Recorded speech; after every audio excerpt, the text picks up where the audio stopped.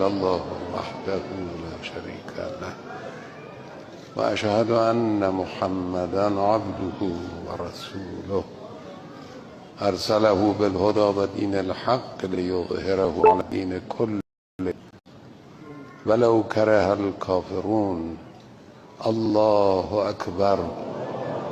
اللهم صل على محمد وآل محمد وبارك على محمد وآل محمد وترحم على محمد وآل محمد وتحنن على محمد وآل محمد كما صليت وباركت وترحمت وتحننت على أحد من أوليائك وعبادك الصالحين.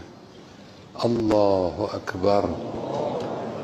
اللهم اغفر للمؤمنين والمؤمنين